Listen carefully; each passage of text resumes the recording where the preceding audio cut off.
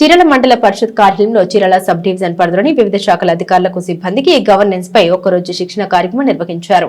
ఈ కార్యక్రమానికి divisional development officer Padmavati హాజరై పలు సూచన చేశారు. సాంకేతికతను ఉపయోగించి గ్రామ పంచాయతీల సేవల్ని పాలన మెరుగుపరచడం, పారదర్శకత పెంచడం, పౌరులకు సేవలను అందించడం ఈ గవర్నెన్స్ ద్వారా సులభతరం అవుతుందని డివిజనల్ డెవలప్మెంట్ ఆఫీసర్ పద్మావతి అన్నారు. చీరాల మండల పరిషత్ కార్యాలయంలో మంగళవారం చీరాల సబ్ డివిజన్ పరిధిలోని 13 మండలాల్లోని deputy MPDO, AO, senior assistant, junior assistant, panchayat కార్యదర్శులకు ఈ గవర్నెన్స్ అప్లికేషన్ ఈ ఆఫీసులపై ఒకరు శిక్షణ కార్యక్రమం నిర్వహించారు. ఈ కార్యక్రమాన్ని ముందుగా divisional development officer Padmavathi, Chirala MPDO Vijayalu, Mahatma Gandhi, doctor BR Ambedkar చిత్రపటాలకు పూలమాల వేసి నివాళులర్పించారు. ఈ సందర్భంగా డివిజనల్ డెవలప్మెంట్ ఆఫీసర్ పద్మావతి మాట్లాడారు. ప్రపంచమంతా డిజిటల్ టెక్నాలజీతో పరుగులు పెడుతోందని, గ్రామాలు మారినప్పుడే పాలన కూడా మారుతోందని, సాంకేతిక పరిజ్ఞానాన్ని ఉపయోగించుకుని ప్రభుత్వం అందిస్తున్న సేవల్ని ప్రజలకు మరింత వేగవంతం చేయాలని, డిజిటల్ విప్లవం ద్వారా స్మార్ట్ పంచాయతీలకు తీర్చిదిద్దేందుకు ప్రభుత్వం నిర్ణయం తీసుకుందని, అందులో భాగంగా ఈ కార్యక్రమాన్ని నిర్వహిస్తున్నామని తెలిపారు.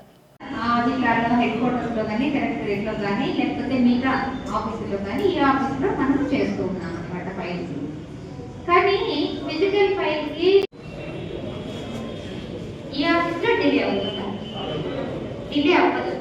అంటే ఈ ఆఫీస్ బెస్ట్. ఇంకా ఎవరైనా చెప్పండి, ఈ ఆఫీస్ బెస్టా?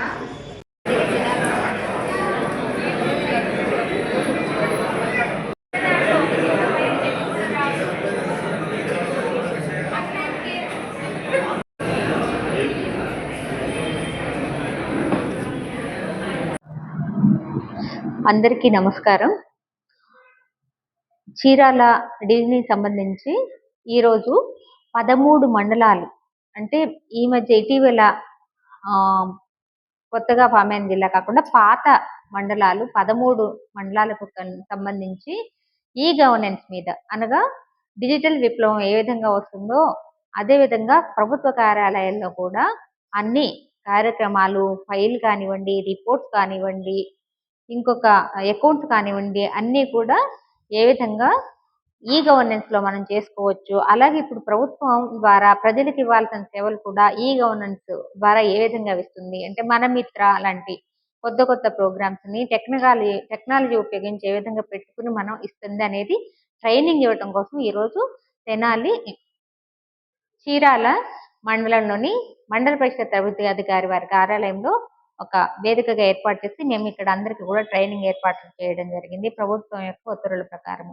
ఈ ట్రైనింగ్లో అన్ని మండలాల నుంచి కూడా డిప్యూటీ ఎంపీడీఓస్, పరిపాలనాధికారులు, సీనియర్ అసిస్టెంట్స్, జూనియర్ అసిస్టెంట్స్, అందరూ పంచాయతీ అభివృద్ధి అధికారులు, వీరందరినీ కూడా ఇక్కడ సమావేశపరిచి ఒకరోజు పూర్తి స్థాయి శిక్షణ ఇవ్వడం జరిగింది. ఈ శిక్షణ పొందడం ద్వారా నిత్య జీవితంలో డే టు డే ప్రోగ్రామ్స్ అన్నింటిలో కూడా కార్యాలయంలో ఏ విధంగా మనము టెక్నాలజీని ఉపయోగించి రోజువారీ పని చేయవచ్చు అనేది తెలియజేయబడింది.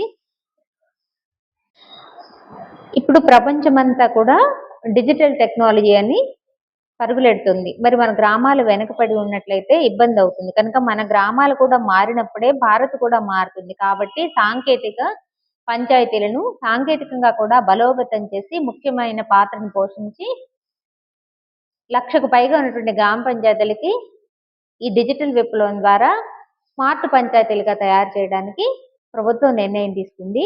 అందులో భాగంగానే ఈ శిక్షణా కార్యక్రమాన్ని ఏర్పాటు చేయడం జరిగింది.